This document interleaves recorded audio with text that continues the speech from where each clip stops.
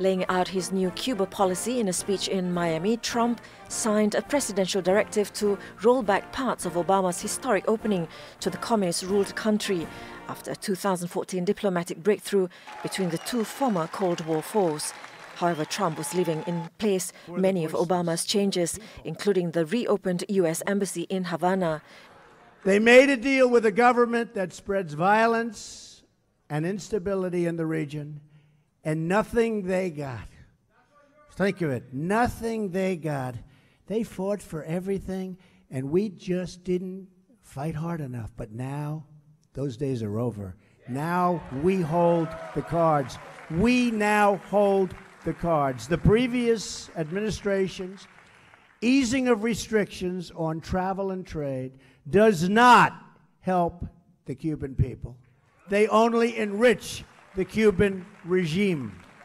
Trump also challenged the communist government of Raul Castro to negotiate a better deal for Cubans and Cuban Americans. He alleged that Cuba had secured far too many concessions from the U.S. and said penalties on the country would remain in place until its government releases political prisoners, stops abusing dissidents and respects freedom of expression. The Cuban government, in reply, denounced Trump's new measures to tighten the blockade on the island, but said it remained willing to continue respectful dialogue.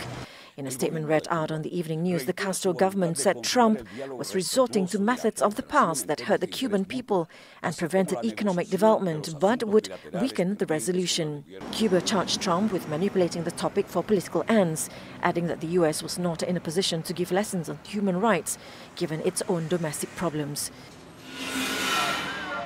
Meanwhile, Cuban-American protesters took to the streets of Miami, some going against Trump's Cuba policy and some supporting it. This reversal is going to hurt people on the island.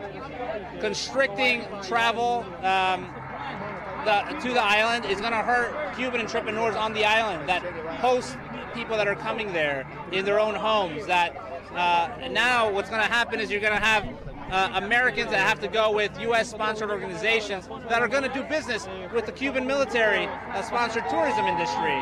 So who is this policy really helping? At least it's a start that he asked to enforce the embargo. That was something that really caught my attention, because the rest of the things that I have heard is more the same of more of the same. The Cuban government commented that the two countries had proven over the past 2 years that they could cooperate and coexist in a civil manner, respecting their respective differences. Negotiations on outstanding bilateral issues are expected to take place in the near future.